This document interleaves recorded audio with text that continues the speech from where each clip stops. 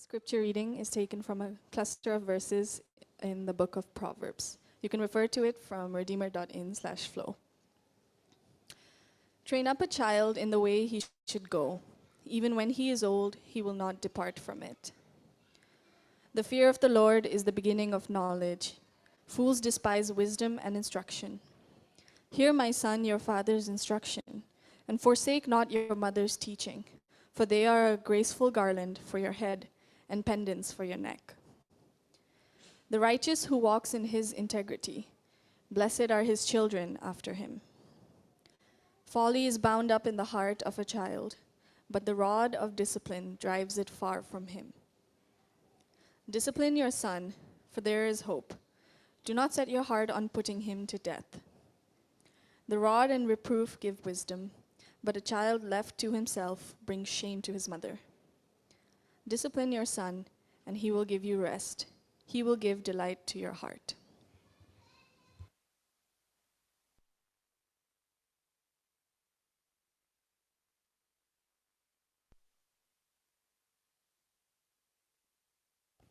Okay, I did not know this and did not plan this, but today is Mother's Day, and where I prepared a sermon on parenting. So it's not planned, but it just so happened in the language of the Bible. But here we are looking at parenting today. And did someone tell the single people that today's sermon was on parenting? They've all disappeared. No one's here, but today's sermon is on parenting, and we're in the book of Proverbs, and asking ourselves, how does God's wisdom apply to different things? And today we want to look at parenting. And the one thing we must recognize about parenting is complicated, and it has consequences. Right? I remember Arundhati Roy. And Arundhati Roy, the person, I don't know whether you agree or disagree with her writing, but forget about that. Think about Arundhati Roy, the person. And Arundhati Roy once described her relationship with her mother. And it's a very complicated relationship. So Arundhati Roy's mother married outside of her religion. She got divorced, had 2 kids, and returned to her hometown. She fell ill, and everybody in the hometown told her, "You don't belong here. You shouldn't be here. Nobody wants you here." And she had a traumatic childhood of her own, and she had this experience, and the only people that she could take it out on were her daughter and her son. And Arundhati Roy describes her mother being harsh, bitter, and beautiful. She says, "My mother broke me and made me, and broke me and made me, and broke me and made me." As once Arundhati Roy's mother went up to her daughter and said, "You are a millstone around my neck. You are a millstone around my neck." At other times, she went to her children and hugged them close, embraced them. And Arundhati Roy describes as a 3-year-old, she understood that the reason my mother is being harsh is because life has been harsh to her. As a 3-year-old. And she talks about how the experience of being in that home was not knowing what to expect next. Would you get a millstone comment or would you get a hug? She didn't know what it was like. My mother broke me and made me and broke me and made me, and she still does. The relationship is still complicated. So parenting is complicated. And it has consequences, and consequences go from generation to generation. Sometimes we supernaturalize this and call it generational curses. That's not true. Sometimes we individualize it and have generational capsules. What happened then won't affect me now. So we don't believe in curses or capsules. We believe in consequences. There are generational consequences. Parenting is complicated. It has consequences. There's all kinds of parents, you know. There's all kinds of parents. There's young parents, you know, just have been with young kids. There's new parents who aren't here because they're new parents. Indu and Joseph haven't probably slept for weeks. Single parents, adoptive parents, natural parents, parents with special needs, children with special needs, parents who whose kids live far away, parents who have relationships that are strained with their children, people who may one day be parents, people who might never be parents. But every one of us has been children. So, for different reasons, we all need to hear about parenting. And the one thing I love about a church, it brings together all kinds of parents for, and there's two reasons why it's important. And on Mother's Day, Mother's Day might be a painful day for you because it might remind you of the parents who aren't here anymore, who've gone. So it might not be an easy day. While everyone's celebrating, you might be grieving. But here's why it's important for a church to recognize all these different complications. It's because every parent needs a home away from home. Every parent needs a home away from home. And every parent needs friends who are adults, especially young parents and new parents. You need parents who are adults who will keep you sane. And we want Redeemer to be a community like that, so that coming to church feels like coming home. It feels like meeting your extended family, meeting your real family. Parenting is complicated. There's so many different dimensions to this, and a church is a community that we want it to be home for people. For today's question, the question I want to ask today is, how do we, without losing our minds and without giving up? How do we parent wisely without losing our minds and without giving up? Because all of us, some of us may have children, but all of us were children. So it's important to hear this no matter what. And if you're a single person, don't check out, because it's important. There's important things for us to know about parenting, even if we're not parents. But there's three things I want us to see. I want us to see the opportunity, I want us to see the responsibility, and I want us to see the vulnerability of parenting. The opportunity, the responsibility, and the vulnerability. So first of all, the opportunity. Proverbs 22:6 says, "Train up a child in the way he should go. Even when he is old, he will not depart from it." Train up a child in the way he should go. Even when he is old, he will not depart from it. What that simply means is what you learn at home stays with you even after you've left your home. What you learn at home stays with you even after you've left your home. And there's incredible opportunity there. There's incredible opportunity there. I remember the first time my father cut a watermelon. And I remember the look on his face. I remember the joy. It was in June or some summer month, and he just thoroughly enjoyed it. And from that point, I thoroughly enjoyed it. And just last week, I opened my fridge, saw a watermelon, and unconsciously just picked up a piece and ate it. And the moment I bit into that watermelon, suddenly that entire memory came back of my father's first time cutting a watermelon. Because even in simple things like that, what you learn at home stays with you long after you've left your home. Now, how much more the deeper things? How much more the deeper things? And the thing about this verse, train up a child in the way he should go. The original language is train a child according to their bent of mind, according to their individuality, according to their uniqueness, according to their inclinations, according to how God has made them. Because He's not made all children the same. This is tremendously insightful. Train a child according to their bent of mind. What it means is, unlike what the world tells us, we are not born into this world tabula rasa, blank slates. We are not born into this world blank slates.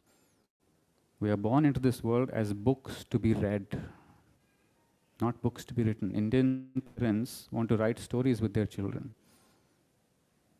Papa कहते हैं, मेरा As we want to write great stories with our children. But no, children are not stories to be written, children are stories to be read. And we train according to that, according to what God has already put. And the impact, the opportunity is when they are old, they won't leave it. It won't leave them. They won't leave it. It'll stick with them. So I want us to see that opportunity. And the second thing I want you to see is the place of parenting in relationship to wisdom. Look at Proverbs 1:7-9. The fear of the Lord is the beginning of knowledge. Fools despise wisdom and instruction. And immediately after that, hear my son, your father's instruction, and forsake not your mother's teaching, for they are a graceful garland for your head and pendants for your neck. See, the fear of the Lord is first learned at home. It's meant to be first learned at home, but the tragedy is most of the time it's first unlearned at home. That's the tragedy. So we must recognize there's many of us who've grown up in homes where the fear of the Lord was not a reality. That has to be in, but I don't want us to dwell on the past. I want us to see the opportunity we have for the children entrusted to us now. What is the opportunity in front of us? The good news for parents and children in this is if it's true that God has given children to parents, then two things are true. One is the most important thing every parent needs to hear: your children do not belong to you. Your children do not belong to you. They have been entrusted to you. That's good news. That's good news because you're not solely responsible for them. He has taken ultimate responsibility for them. He has given you secondary responsibility for them. You are stewards of something that belongs to God. That's good news. Now, this should not lighten your responsibility to your children. It should actually deepen it because they're not, oh my God, they're not my kids, they're God's kids. They belong to Him. So I need to take this even more seriously. So it'll deepen your responsibility to them and give you opportunity. It's good news for children as well, because children need to hear in India that I don't belong to my parents. I belong to God. He made me. So I don't have to live my life completely fulfilling the purposes they have designed for me. I have to live for the purposes God has called me to, and my hope is their purposes align with that. And if they don't, then I'm going to have to live for God's purposes despite their disappointment. So it's good news for children and for parents. But parents are the first community that children experience. And in India, it's not always a pleasant community. And if you've had a pleasant parenting, or if you've had parents who've been pleasant and God-fearing, you are favored. You're lucky. You're one of the fortunate. You're blessed. And we're thankful for that. But it's not common. It's not the common story. And the first thing you see is that if the fear of the Lord is the beginning of wisdom and knowledge, and the parents are giving instruction, the father is giving instruction, the mother is teaching, this teaching is not abstract or arbitrary. Right? Typically in India, parents will teach you what to do to avoid what happened to them. If you do this, what happened to me, what happened to you? Or parents might teach exactly what you should do so that what happened to me happens to you. So all the good things that happen to me will happen to you, so I'm going to teach you to do exactly that. This is not that kind of teaching. This is not parental wisdom. This is in the context of covenant. So the father's teaching and the mother's teaching, they are actually embodying God's teaching. They're embodying God's word and saying, we want you to be soaked in God's word. Your imagination to be shaped by God's desires. Your longings to be shaped by His dreams. Your ambitions to be directed by His purposes. And we will steward you to fulfill that. So a parent is actually, in this context, the parent is a teacher, not a friend. Too many parents are trying to be too hard to be friends with their children. I am not going to be my daughter's friend. Well, in one sense I am, but I'm not going to be her buddy. I'm going to be her parent. I want to be her father. I might be friendly as a father, but I am not going to lead her with the goal of wanting her to love me all the time. Sometimes I'm going to have to disappoint her. Sometimes I'm going to have to say no. So parents are teachers, and it's important that our teaching has this sense of the fear of the Lord is inculcated in three ways. It's not just telling, because this is where India typically, it's the natural instinct. I'll tell you what to do. You do as I say. You do what I say. I told you, no? Why didn't you listen to what I said? And if you don't, then belt nikalo, maro. But that's not the way this fear of God is inculcated. See, in Christian living, we and of course people who have seen that have said, no, we won't tell, we'll show. Let them see our beautiful lives, and we won't say anything. But this is not good either. Right? In Christian thinking, you show and you tell. You tell them what to do and you embody that teaching. And as that happens, they are both seeing and they are both hearing. And if both go well together, they will start feeling something. So it's in the seeing and the hearing and the feeling that the fear of God is formed. Not just in the telling, not just in the seeing, but the seeing and the hearing coming together so that it creates this feeling that this is home. And see, the greater the consistency between what they see and what they hear, the deeper the trust, the deeper the fear of the Lord. And the greater the inconsistency between what they see and what they hear, the greater the suspicion.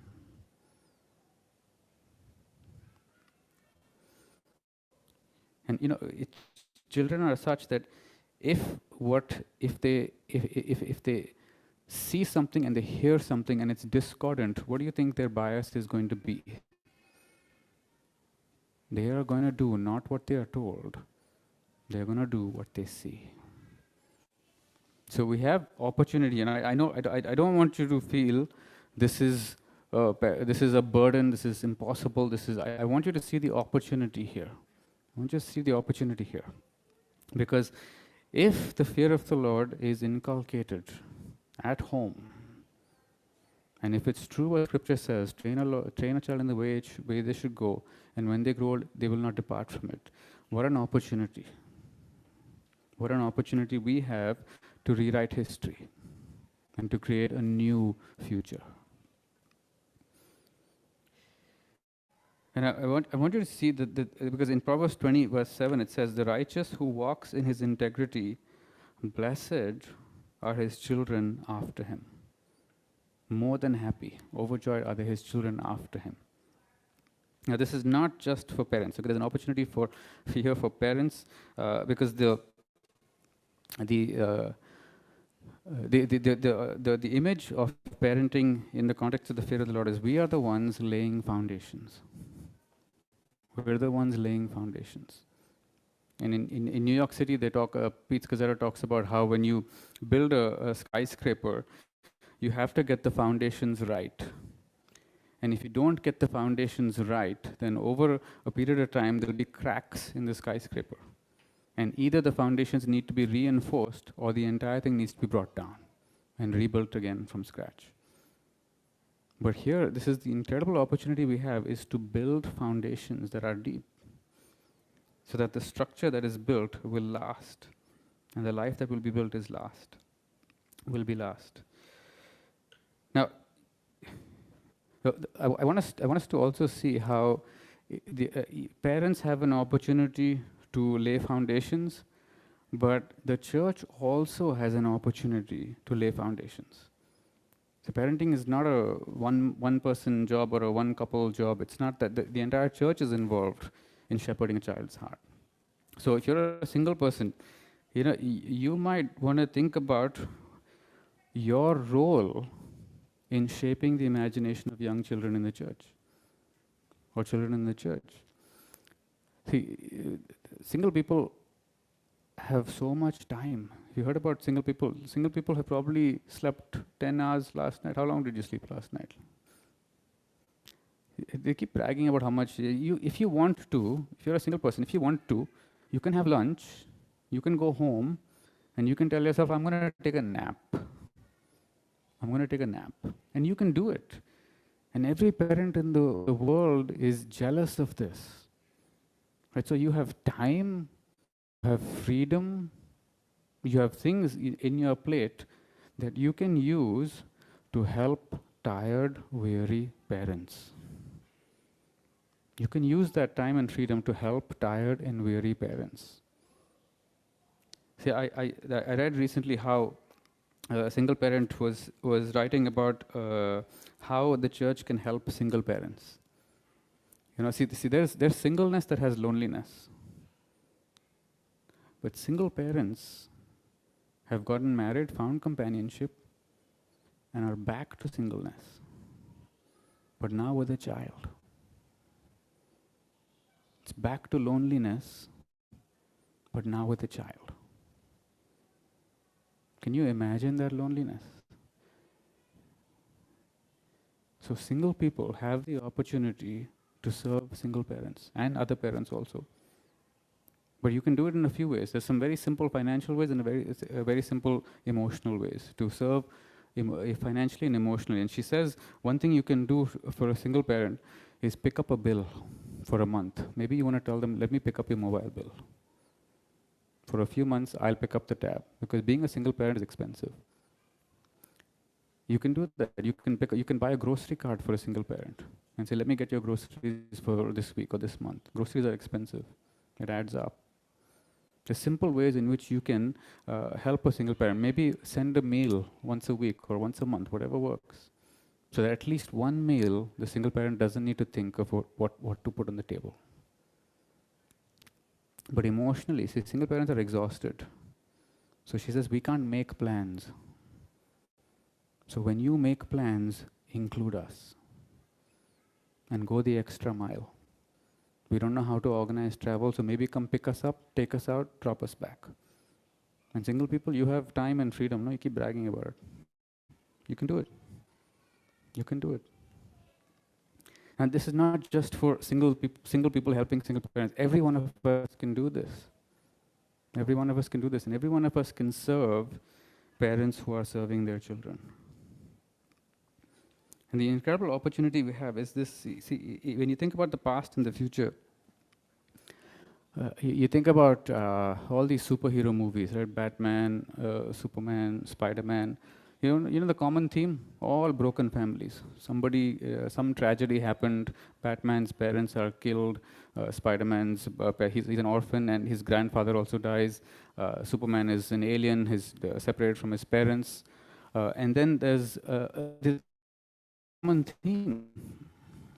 Now, in villains, villains have also suffered.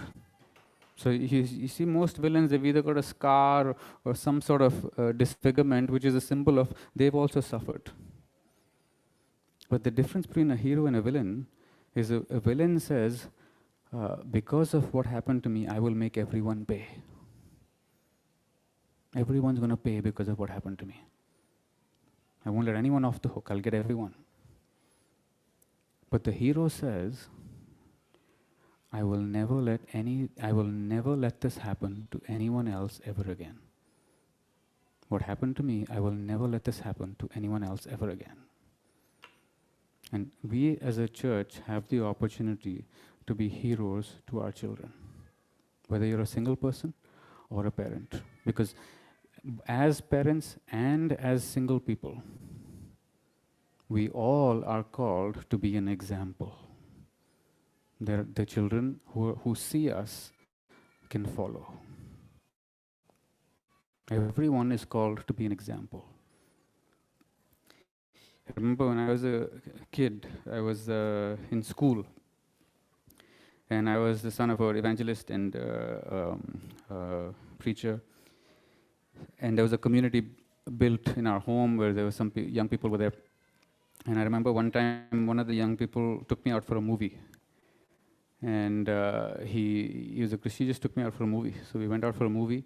I don't remember the movie, but I remember talking to him during the movie, which I didn't particularly like because I go to movies to watch movies, not to talk to anybody. But he was just asking me how's things going at school, what's happening, and he gave me some gyan. He gave me wisdom. Be careful of drinking, be careful of drugs, be careful of these things.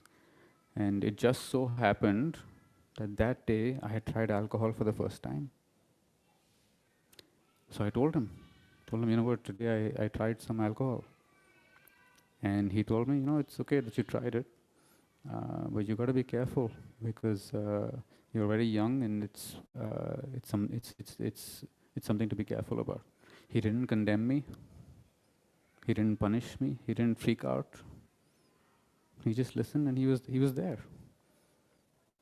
And I remember I still remember that conversation so vividly because it was important for me as a child not just to have a home that set an example, but to have a church that set an example. So we all have this incredible opportunity to invest in all of those kids out there making so much noise and to shape their lives and to make sure what happened to us never happens to them. And we can do that. We have that opportunity. Because parenting and setting example is a powerful thing. But the second thing is the responsibility. Proverbs 22 verse 15. Listen to this. This is these verses on discipline are profound. Here's what it says: folly is bound up in the heart of a child. Folly is bound up in the heart of a child, but the rod of discipline drives it far from him. Proverbs 22:15. Imagine if your child was born with a birth defect, and there was a particular cure. If you were a loving parent, you would make every effort to get to that cure to drive this birth defect out, to cure it. Every human being is born with a birth defect. Folly is bound up in the heart of a child. We are born packaged with folly. And the scripture says discipline drives it out. Discipline drives it out. See, we live in a time where everyone thinks people are intrinsically good. It's the environment that's the problem. People are intrinsically good, if not for the environment. Genesis begs to differ. Because in Genesis, God created the perfect environment. Everything is good. Everything is good. It was people who became intrinsically rebellious. There is something in us that does not want to submit to God, and we're born with it. And the role of parents is to discipline in order to drive that folly out. So we must assume that folly is bound up in the heart of a child. And our most loving response to them is discipline. Now, discipline is not maro. That's lazy. It's lazy and self-indulgent. Because most of that maro comes from shame. It comes from, you're making me look bad. Most of that maro comes from fear. What will happen if I don't take control of this situation? It comes from anxiety. It comes from guilt. If I'm not doing, I've done something wrong and I need to fix it. It's lazy. That's not the discipline we're talking about. The discipline we're talking about is described over here. So, but before I tell you what that discipline looks like, Proverbs 19 verse 18. Here's the hope. There's hope for discipline, but I want you to see the warning that Proverbs gives to parents about discipline. This is a warning every parent must know. Take to heart. Proverbs 19:18. Discipline your son, for there is hope. Even if folly is bound up in the heart of a child, there is hope. Do not set your heart on putting him to death. Do not set your heart on putting him to death, which means the lack of discipline is being a passive participant to a child's self-destruction. The lack of discipline is being a passive participant to a child's self-destruction, as opposed to being a loving creator of self-control.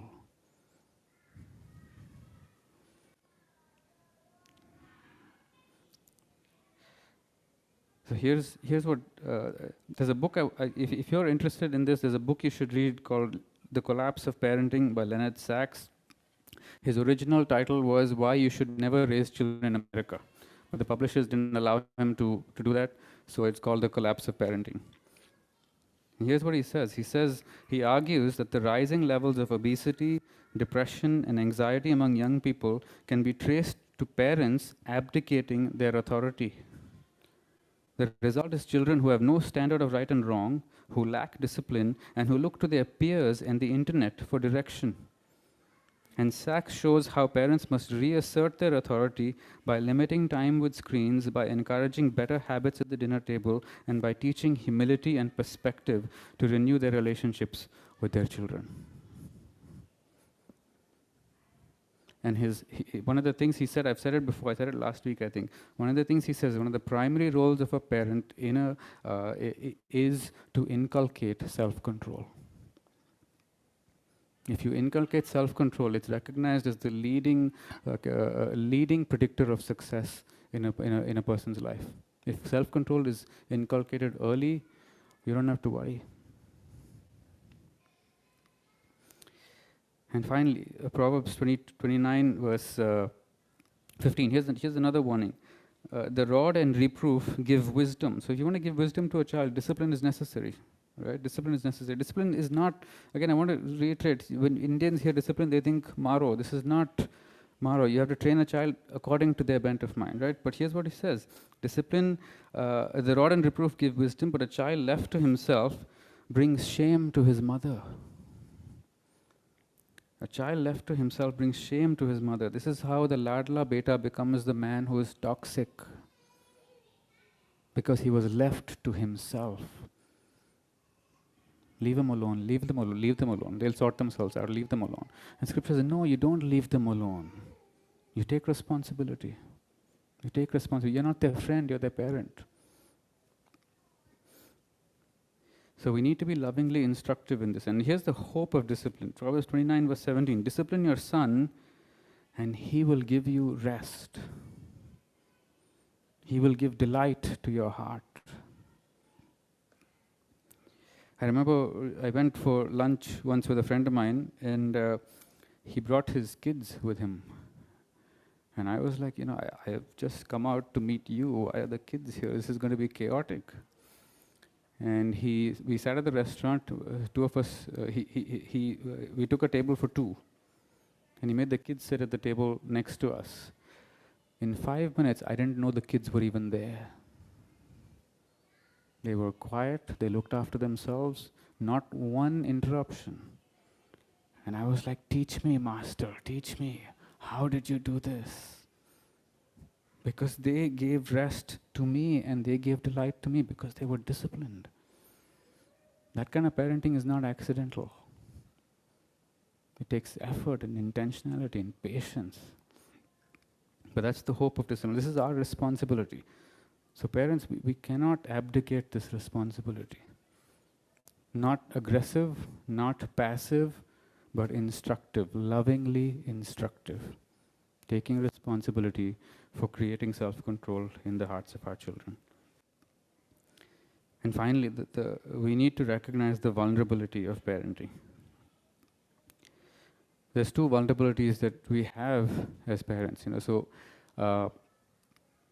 One is the vulnerability of not having enough energy, not having enough time, not having enough resources, just not having enough. And I want to point you to all of the language in the Bible. See, God is our Father. The church is our mother. Jesus is our bridegroom. Jesus is our elder brother. We are his bride. We are his younger brothers and sisters. In the church, you have fathers and sons, mothers and daughters, brothers and sisters. It almost sounds incestuous, no? All these complicated relationships. Jesus is married to his brother or sister. It all sounds so strange. What is Scripture trying to say? It's trying to say this is a family so intimate, so deep, so powerful. We need all the familial words to even try to grasp the communion that we have with one another in Christ. All the words put together can't even capture how deep a family this is, because this is not a biological family. This is an eternal family. This is the only family that lasts forever. And whenever you feel like you don't have enough, you must know you already belong to a family that's bigger than your biological family. And in the church, we can overcome this vulnerability. We can recognize that this vulnerability exists, and we can bring ourselves to this family. Because the thing about being born is that you can't choose what family you're born into. But you can be born again. You can be born again into a new family, into an eternal family. And the thing about relationships is our deepest wounds come from our deepest relationships. But our deepest healing also comes from our deepest relationships. So what was broken in that family can be healed by being born again into a new family, where God is our Father, the church is our mother, Jesus is our elder brother. We have fathers and sons in this community. We have mothers and daughters. We have brothers and sisters. The church is a multi-generational, multi-ethnic, non-competitive community. This is from the Titus 2 sermon, if you remember it. Titus 2 has multi-generational, older men, younger men. Non-competitive relationships between men, non-competitive relationships between women. Multi-ethnic. Now, how ironic that all the single people get together, hang out with each other, and talk about diversity and inclusion. No parents involved, no couples, no children, no grandparents, all single people sitting together talking about diversity and inclusion. Like single people, I enjoyed that point. Please, on behalf of all parents, can we sit with you? Can we sit with you? See, the church brings together a family of multi-dimensionality. And we can all learn from one another. We all need one another. And in that, all our vulnerabilities turn into strengths. We are given new birth, made into a new creation, and now belong to a new family. But finally, secondly, the vulnerability of not being good enough. The vulnerability of not being good enough. I'm not a good enough father. I'm not a good enough mother. And whenever someone feels like that, whenever a parent feels like that, the counsel we give is no. You are a good parent. Look at this, look at that, look at this, look at that. You've done this, you've done that. You are a good parent. But you know what we're doing when we say that? You know what we're doing when we try to reassure and comfort parents who feel like they're not good enough by saying, no, you are good enough? We're actually reinforcing the message that in order to be worthy, in order to be valuable, you have to be a good parent. You have to be. So don't believe that you're not, because if you do, then you will be unworthy. And for us to know, see, if children are following our example, whose example do we follow? Not our parents. Ephesians says, follow God's example, therefore, as dearly loved children, and walk in the way of love, just as Christ loved us and gave himself up for us as a fragrant offering and sacrifice to God. If we are an example to our children, God is an example to us. And you will never be a good parent until you know you are a dearly loved child. So the message to somebody who's feeling not good enough is to say, you are not worthy based on whether you're good enough or not or bad enough. You are worthy because Christ gave himself up for you to make you worthy. And your worth is not in being a parent, your worth is in being a child. That's where your worthiness comes from. You are a dearly loved child. Now you can go and dearly love your children. We'll never be good parents until we know we have a good father.